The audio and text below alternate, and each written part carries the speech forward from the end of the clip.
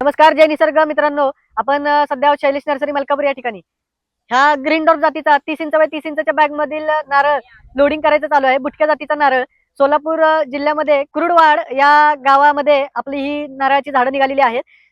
धोका साहेब यांच्यासाठी हे लोडिंग चालू आहे सोलापूरसाठी. आपण पाहू शकताय 60 नारळ या गाडीला लोड करायचं आहे. 30 इंच बाय 30 इंचच्या बॅग मधील 4 ते 4.5 वर्षाचं हे रोप आहे.